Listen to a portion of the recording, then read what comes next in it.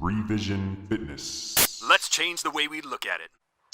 Our speaker's name is Tyler Marin. He is a three-time Paralympic athlete, a motivational speaker, a personal trainer, and owner of Revision Training LLC. He's not busy at all.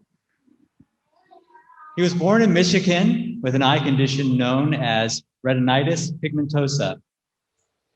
Tyler, despite his visual challenges, grew up with a love for sports and activities, which clearly transferred into his career, both as a personal trainer as well as an elite world-level athlete. His wife, Leanne, who's also blind, and he have 4 children. I know it's hard to believe, looking at how young he looks, but he has 4 children. And they live in Fort Wayne, Indiana, where Tyler is running his business.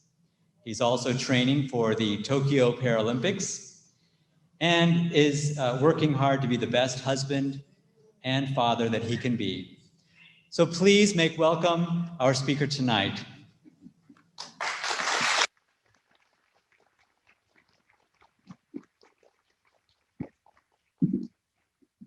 Thank you so much. I'm very excited to be here with you guys. The year was 2004. It's a long time ago. The place, Athens, Greece. And the event, the 2004 Paralympic Games men's goalball competition bronze medal match. The 2 teams in competition, USA and Canada. I've been playing for the USA team for about 3 years leading into this event. And I'd actually started in the sport of goalball 2 years prior to that. So 5 years of training went into the preparation for this particular games, all the way down to the bronze medal match. 5 years of lifting and jumping and throwing and blocking and sprinting and all of those things that are required to be a good athlete. 5 years.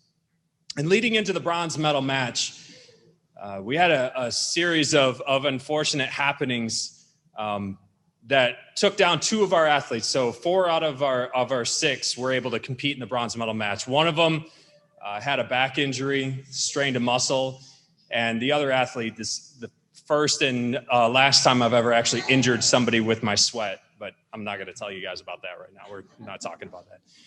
So 4 of our athletes go into this competition, and we start the game, and one of our athletes, one of our top scorers, struggled in the first half. He had a little bit of a breakdown, and due to some penalties, we went into the second half of the game down by a score of 4-1.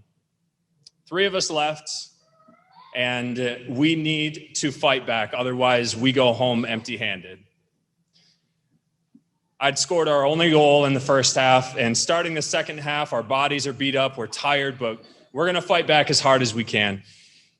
A few minutes into the second half, I score another goal, bring it to 2-4.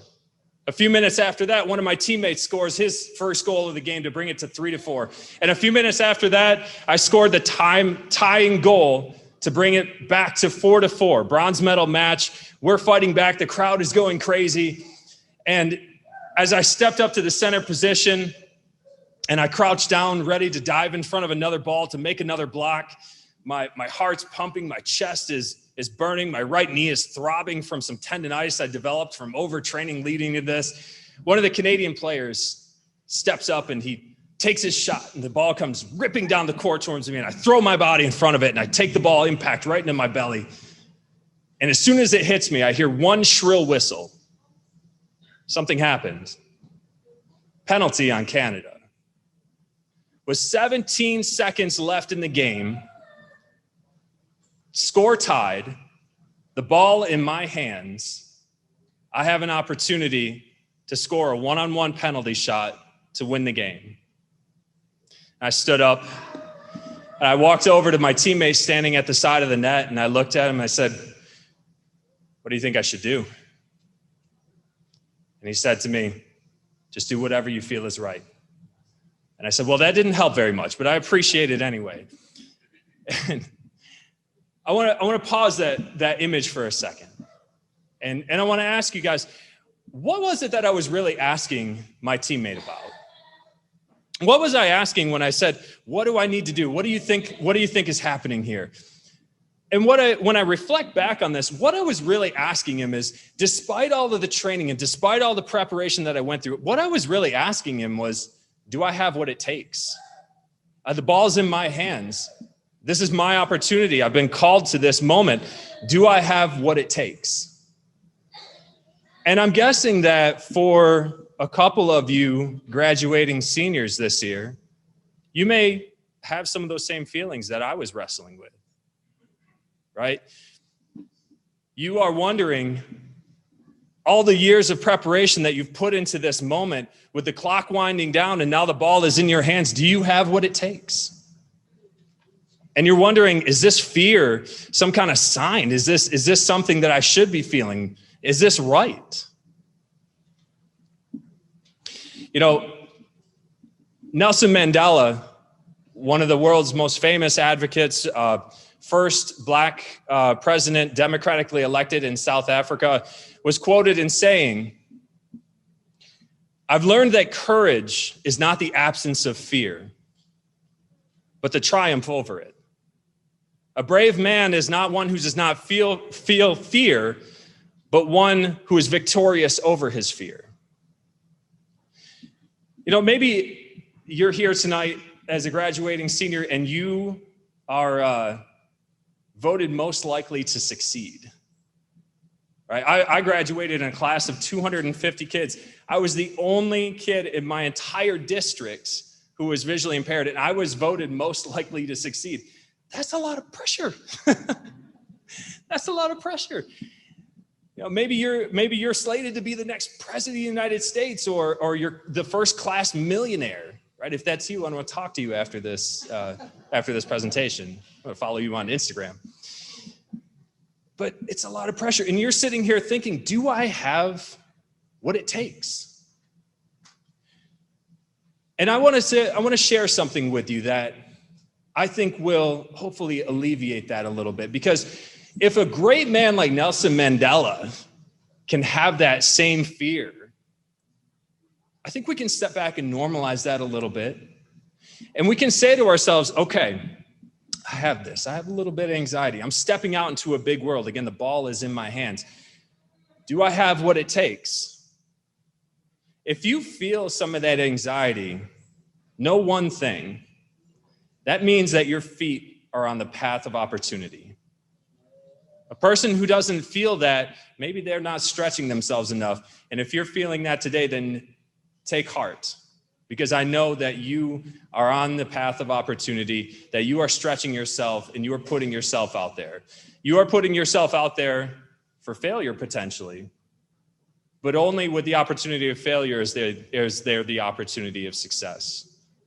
When I was growing up, again, I was the only kid in my district who had a visual impairment. And luckily for me, I had a lot of people step in at the right time to teach me some very important lessons about my visual impairment and about life. I had a friend of mine who was a mentor, teammate of mine. He was a little bit older than I was. I was a freshman in high school at the time. He was a collegiate athlete. I called him up one day and I was just, hey, how's it going? What are you doing?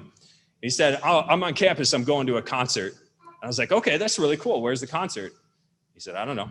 Somewhere on campus. I'm looking for it. And I was like, wait a minute, you don't even know where you're going? What if you get lost or something like that? He said, listen, it's a concert. You can hear it. All you got to do is aim for it. And he said, here's the thing you gotta remember is that you cannot let the fear of getting lost or the fear of failure keep you from trying and getting out there. If you just sit around in your apartment, you're going to miss a whole world of opportunity. And while he's telling me this, he ran into a tree branch and started like swinging his cane around and cussing. I tried not to laugh, but it was really funny. And I said, are you okay, man? And he said, yeah, I'm good. I'm going to go find this concert and I'm going to enjoy it. And he did. And he had a great time with it. Right? Courage is not the absence of fear, but the conquering of it. Let's replay those tapes. And so as I'm standing there with the ball in my hand and the whistle is about to be blown, I smiled a little bit. because I wasn't guaranteed success, but I had the opportunity. And that was the best thing that I could ask for. So as I lined up to take my shot, I waited for the referee to call play, for the whistle to blow. I lunged forward and stepped into my spin. I released the ball and felt the ball come ripping out of my hands, screaming down the court towards the other end, towards the opponent's net. And to the graduating class of the Maryland School for the Blind, 2021, I know that you have what it takes. Just like I was able to do in that game, I was able to bury that point and we were able to win a bronze medal by a score of 5-4. I know that you have what it takes. And I know that you're going to go out there and you're going to show them what happens when you unleash 15 Maryland Bees into the world. Congratulations to the class of 2021 and go Bees.